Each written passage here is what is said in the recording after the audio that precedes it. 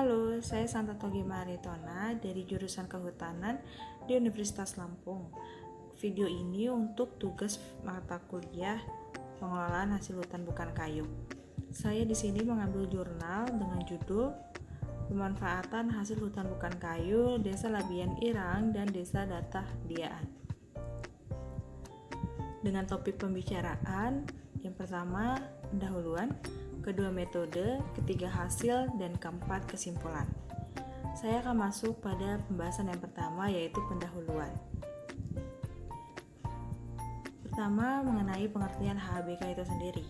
Menurut Peraturan Menteri Kehutanan Nomor 35/Menhub/2 Romawi/2007, HHBK adalah hasil hutan hayati baik nabati maupun hewani beserta produk turunan dan budidaya kecuali kayu yang berasal dari hutan.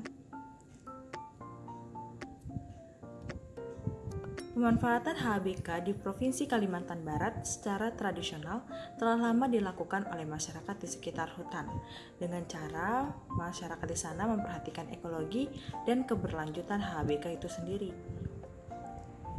Tujuan dari penelitian ini adalah untuk mengetahui cara pemanfaatan HHBK oleh masyarakat di Desa Labian Irang dan Desa Data Diaan di Kapuas Hulu.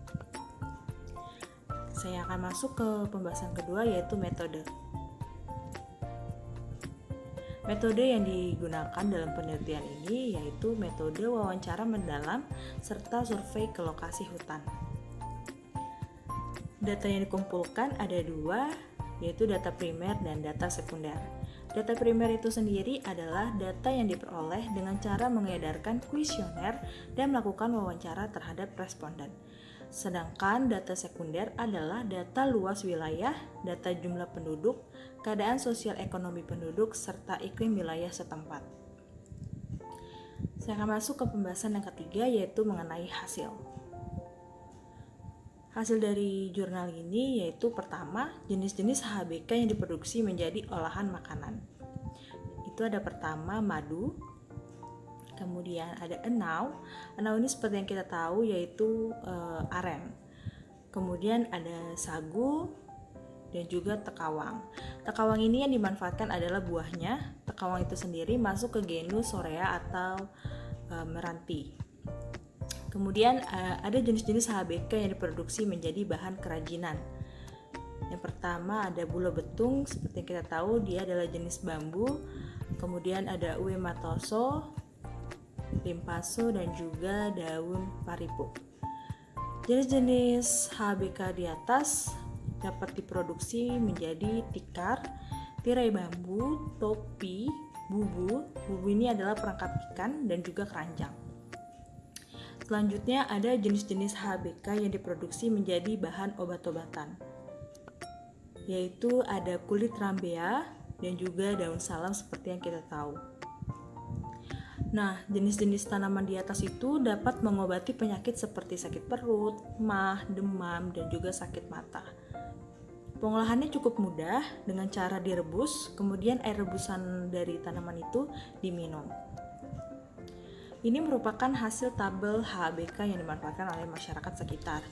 Ada 3 kategori. Yang pertama adalah produktif. Produktif di sini yang dimaksud adalah jenis-jenis HHBK yang tadi dimanfaatkan oleh masyarakat untuk dijual belikan dan memperoleh penghasilan untuk masyarakat. Yang kedua ada kategori konsumtif, di mana jenis-jenis HHBK yang dimanfaatkan oleh masyarakat ini dikonsumsi untuk sendiri, tidak untuk diperjualbelikan. Dan juga ada kategori yang ketiga untuk produktif dan konsumtif, di mana ini masyarakat mengelolanya menjadi bahan turunan untuk diperjualbelikan dan juga untuk dikonsumsi sendiri. Ini merupakan tabel jenis-jenis HHBK yang dimanfaatkan oleh masyarakat di kedua desa tersebut. Seperti yang tadi ada madu, enau, sagu, tekawang. Ini juga tabel hasil jenis-jenis HHBK. Nah, pekerjaan utama masyarakat di Desa Labian, Irang, dan Desa Data Diaan ini sebagai petani, sehingga penduduk dari kedua desa tersebut mengambil HHBK hanya untuk digunakan sendiri. Mereka mengambil HHBK tidak untuk sebagai pekerjaan utama atau tidak sebagai penghasilan utama dari mereka. Namun sayangnya, masyarakat di sana tidak ada tindakan untuk mencoba melakukan penanaman kembali terhadap jenis-jenis HHBK yang diambil. Mereka memanfaatkan HHBK di sana, tapi tidak ada tindakan untuk penanamannya kembali karena mereka berpikir bahwa jenis-jenis HHBK yang mereka ambil itu masih tersedia banyak di hutan. Kita pembahasan terakhir yaitu tentang kesimpulan. Kesimpulan dari pembahasan yang di atas adalah pertama, jenis HHBK meliputi tumbuhan penghasil bahan kerajinan tangan, bahan makanan, dan tanaman obat-obatan seperti yang sudah disebutkan di atas tadi.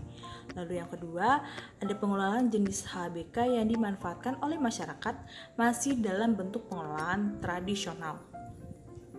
Dan lalu yang terakhir, tidak ada dari masyarakat yang menjadikan HHBK sebagai mata pencarian utama karena masyarakat di sana mata pencarian utamanya adalah sebagai petani.